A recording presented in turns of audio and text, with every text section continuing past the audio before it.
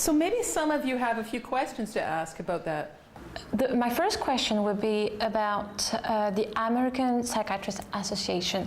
I would like to know what is this board and who are the people?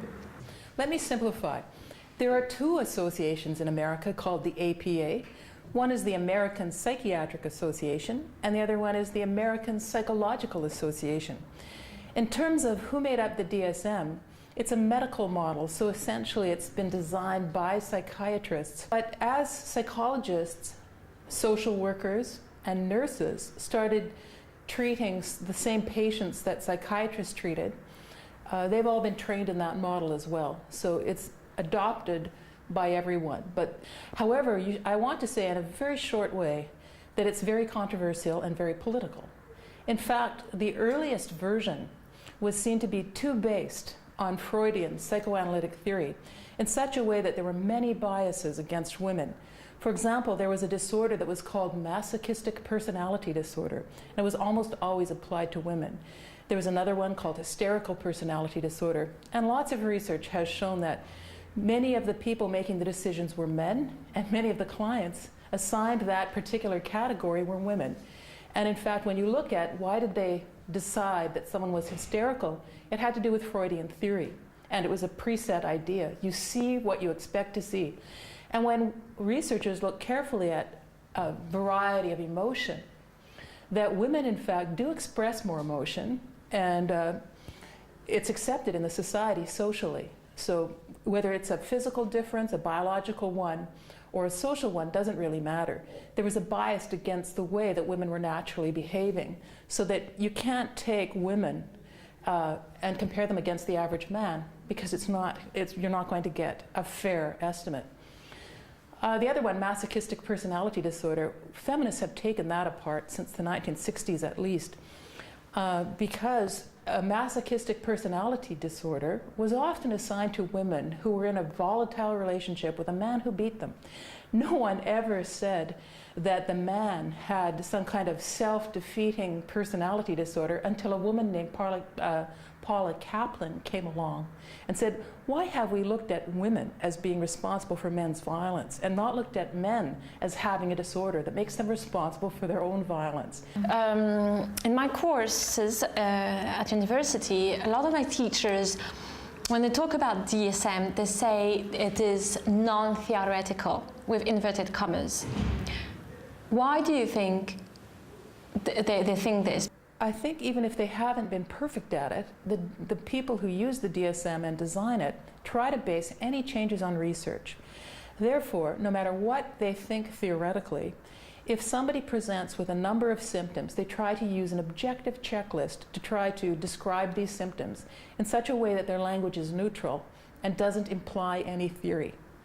Perhaps your professors who think there are still some theories behind it are right, because much of the information comes from our preconceptions about disorders. If we see a symptom, possibly it's because we've been influenced by our reading, by our background, by our teachers. And so a person who, like me, has been studying psychology since the 1970s will have certain ideas that are in my mind. Even if I want to be totally objective, it's not true, I can't be. Everyone is subjective, and this system is too, although its aim is to become increasingly more objective by including other nationalities, other ethnicities, other continents, so that it will be more of a universal system. Actually, you leading me again to my other question. Are there any counter manual? Internationally, one of the other most used manuals is called the ICD, in English, the International Classification for Diseases. So you might find in Africa, for example, that somebody might have a disorder that's thought to be caused by spirits in dreams. And if in that case, it might not fit neatly in the North American DSM conceptualization of why people have disorders. So you could use that major system as well, the ICD. Sometimes people don't fit in the DSM, and clinicians will therefore come up with a diagnosis all their own. I, for example, have treated a lot of Native women who've come out of violent histories. And part of the violence has to do with the white population taking their land, and they're expropriating their culture in some ways. So with the Native women who I've helped in any way, I've often asked them what they needed to do and let them choose and tell me what they think is happening. And I've totally accepted their interpretation of their own lives, because it's more meaningful than anything I could put on them that comes from the outside. So the Native women might tell me that they've been visited by their ancestors and that there's a sadness because their dreams have been interrupted by something, their cultural hopes, their hopes for the future. And I may not be able to help them by cognitive behavioral therapy that might help somebody who's mainstream North American. So if they want to smoke sweetgrass with me, it's not a drug, it's more of like tobacco, and then talk to me about their dreams. I think that's important to do with them and to see them in their system from their point of view phenomenologically. I think many other North American clinicians are like that. We use the DSM, but we're totally open, eclectically, to other approaches and other ideas of how you see the world. You can just use this DSM as a tool or as a way to have conversations with other people that understand the same language. But you don't have to stop with it. That isn't the only way of viewing the world. It's one lens, one filter. And sometimes when we can't see something, we have to change the lens or the filter so we can see it. You said that the DSM was very tied to the medical model. Could you maybe explain this a little bit and also tell us what are the pros and the cons of such a model? I think the whole way the diagnostic system is laid out, it makes it appear that you can have objective symptoms that are observable and that can be checked off and that could give you a particular categorical name. But in reality, people often have existential living problems that are not covered by any kind of medical model. So in other words, problems of daily living, problems of sorting out relationships, problems that therapists often deal with more than they deal with medical problems are not covered by the medical model. The other problem with the medical model is if it's a physical problem, which is seen to be the cause, then the given solution is likely going to be a physical solution. That means when somebody comes because they're depressed, a single mother, working 3 jobs, losing her house, very sad, very depressed, instead of helping her with her children, with her housing, and with the existential problems that have led to the depression, instead just finding her a support group, instead somebody may say, well, her depression is medical, it's a major depressive disorder, therefore we'll give her Prozac and she'll be fine. She can still work her 3 jobs, struggle to care for her children on her own, and we're just going to look the other way. So I think the problem with a medical model is if you see everything as physical and ignore that there are existential or human problems, just everyday living difficulties, then you may not come up with solutions that are really appropriate for those problems. But then don't you think it can also be negative to assume that nothing is medical? I think that would be very negative, and certainly I would never do that. And I think most psychologists who use the DSM would never do that either. A person would have to take a number of courses in the biological bases of behavior before being accredited. If you ignore that it's a biological problem, then you could possibly, as you point out, go the opposite and give the wrong kind of solutions. For a long time in psychology, particularly in Britain, there was this dominant idea that when people had schizophrenia, it was because they had schizophrenogenic mothers.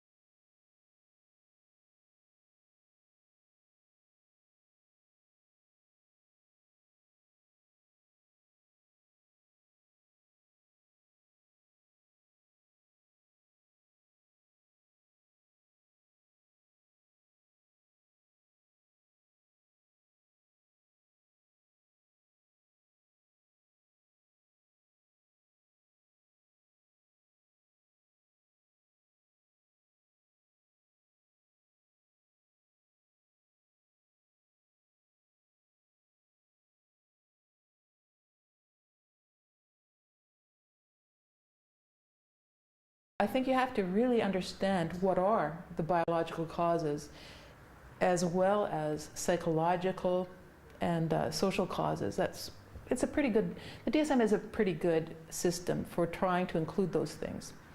But I do think that in North America, for sure, that there's a problem in giving too many physical or pharmaceutical answers to those problems. And we're getting too far away from treating individuals in their situations. But still, some people refuse and don't admit that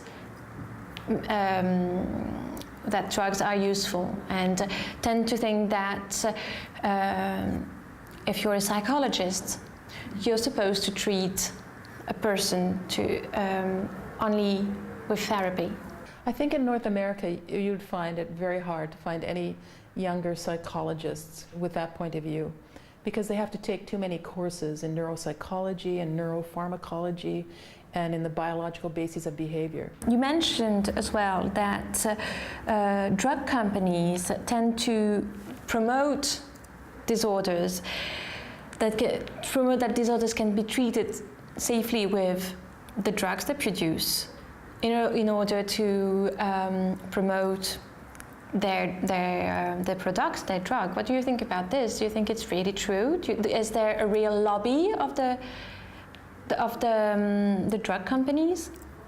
Well, I'd like to point out to anyone watching this video that this is a personal opinion and not based on a hard fact. But I have seen a number of documentaries that make the links very closely between the shareholders of the healthcare or HMOs, the companies that give health insurance and permit practitioners to give treatment in the US, and the pharmaceutical companies. In other words, they're very closely linked. And in fact, I've gone to ethics workshops in the United States with colleagues who've talked about their difficulties with HMOs, the insurance companies that will not let them give more than very brief psychotherapy, will insist that if they've given a diagnosis of a major depressive episode or disorder, then they can only have, say, instead of having half a year of psychotherapy once per week, they will let they will pay for 6 sessions, and then they insist that there should be a treatment based on drugs. Then the other problem is that the clinician may have many years of experience, let's say 12 years of university and 4 years of experience, and the person making the decisions about what treatment is acceptable may have a very quick 2-year college diploma, yet they get placed in positions where their job is to determine what kinds of therapy are accessible. So you can see that there's an imbalance there.